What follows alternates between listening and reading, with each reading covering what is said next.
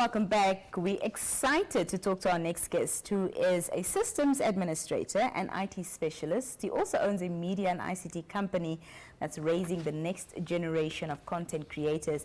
And as if that's not enough, he's also a shutterbug who's made a name for himself as a photographer in the United States when he was participating in the Mandela Washington Fellowship. That is ROMANUS Kanyanga. He's here in studio with us. Good evening and welcome. Good evening. Thank you for having me. Thank you for being here. Welcome back. Yeah. Let's talk about your trip overseas, first of all, to the States. I'm sure your first time there. What was the experience like? Honestly speaking, it was my first time to ever, go into the whole airplane, go through the checking in and everything. So this was my first time ever. Going there, it was quite challenging because you have to get used to the system. So you don't know when to go get boarded. And what happened to me was in Atlanta, they couldn't find my bag. So they lost my bag. So that was one of the things, and to get used to the whole thing of the other side, you lose your bag, everything in there. So for a week and a half, I didn't have a bag. They told me my bag never left Namibia. But then after 2 weeks or so, I got my bag. But it was a good experience. You know, I met a lot of amazing people on my way there. One of the fellows that I didn't know he was going to be my roommate at the end of the time, he was the one who I met at the airport, and he actually took me through the whole thing. Awesome. You know, we met new people, made new connections, and now I understand how the whole flying system works, so it was quite a good experience. And I think you had a very common experience with luggage getting lost by the time you get to your destination. There was one girl from Uganda as well. She lost her bag indefinitely. She never found it. So shame. I was still lucky to get one. Listen, what caught our attention was the fact that, of course, you're on this Mandela Washington Fellow, and you took the opportunity to also enhance and heighten your photography skills. And you made one of your subjects wear your mother's clothes. Yes. And took pictures of them. Tell us all about that. How did that happen? Why did that happen? Okay, I actually went for the fellowship. This was something that I did in the weekend when I was off, because, you don't really have a lot of time to travel and communicate. So before I came, I reached out to a photographer in Chicago. She's actually a Namibian. And I tried to get hold of her, but I couldn't. But that week she responded. So when I went there on the fellowship, I met one of my mentors, said, you know what, there's an amazing photography media company that I want to link you up so that I can go there and learn about, street photography, cinematic photography, how to do editing, and how to actually the key thing was how can I get my photos to make money for me? How can I copyright my photos? So they showed me all of that, which was also another amazing thing, apart from what I went to go do. Right. So when I got there, I had my mom's, I'm a proud Damara boy, so I had my shirt on, and then one of the models were like, I like the shirt. Where did you get it? I was like, no, my mom made it for me. It's from Namibia. But I didn't know he's one of the biggest fashion designers and models and whatever. I didn't know. So we got introduced, and I met this Namibian friend of mine, and then she's like, you know what, I know the guy. I can talk to him if you like, since you're saying you want to experience what you have learned, because I've learned about the skills now. I want to practically do it while I'm in Chicago. Come on, it's Chicago. It's a big city. And then he was like, fine, he doesn't have a problem. Since I'm going to give him the shirt, he can do it for free, because he gets paid to take pictures of him. That's like 1,200 US, which is quite a lot of money. So we started working, we started taking pictures. While I was busy with him, his agent actually came. And then that's when the whole thing of, they want to collaborate with Namibian fashion designers. They want to collaborate with, authentic wear from Namibia.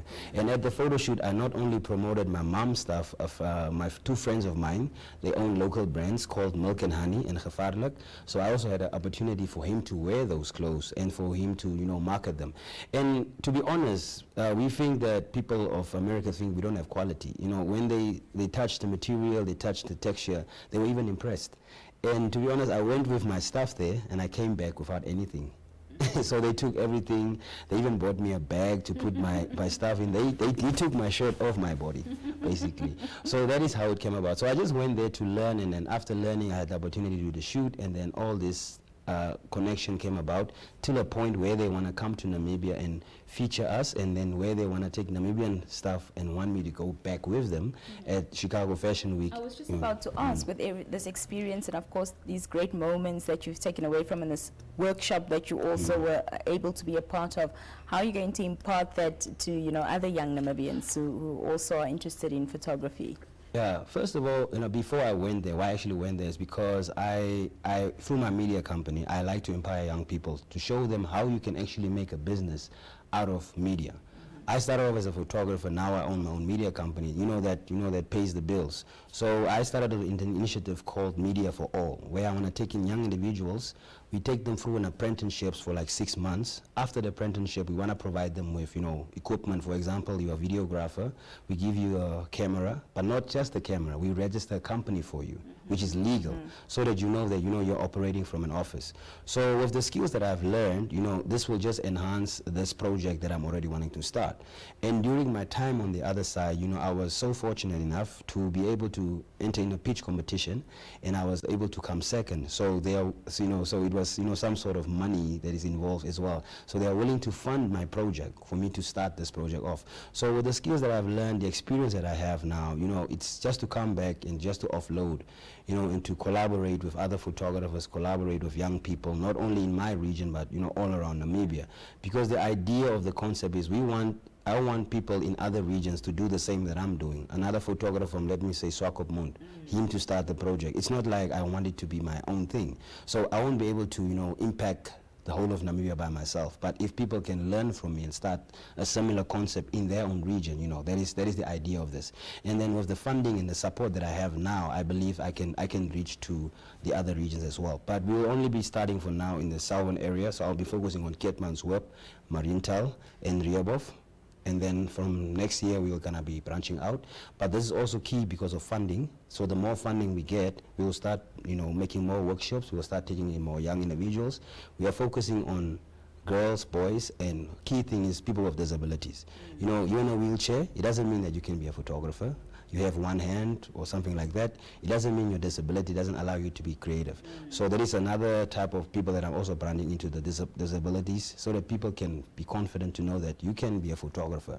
Because there are a lot of amazing photographers out there, that have. Disability is so important. Yeah, 2023. it's key. Yeah, we have to change the narrative. We have to change. You the mentioned narrative. something earlier about monetizing your photography skills, and that's very important. How do I make money out of course, this passion, but also this gift? And so what did you learn around that, how one can monetize your photography?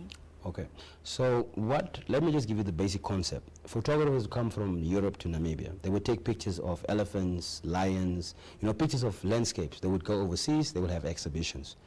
They would put it online, on their websites. If someone, for example, downloads that picture and use it for their own personal use, you can sue them. So you're allowed.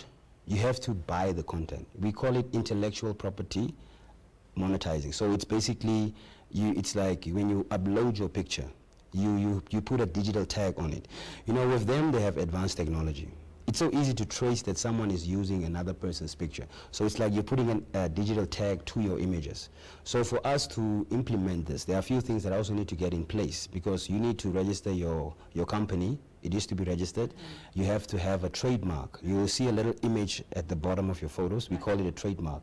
So what happens is, for example, NBC wants to use my image. Maybe I took of young people playing around. They want to use it for a poster or what.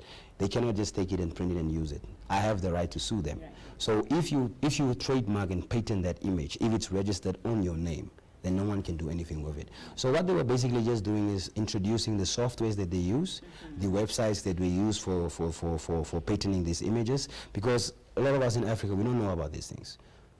So I cannot also take your picture and go put it on somewhere for my own use. You can sue me, but even if you come and sue me, you did not register it, you did not patent it, so it means that you cannot do anything.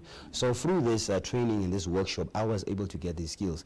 It costs money, but at the end of the day, it benefits you as well. And I believe BIPA also allows you to register your company. If you are a creator, artistic creator, you can register. It's here, so people can consult BIPA. They have that where you can register your trademark. So we call it a trademark. Yeah.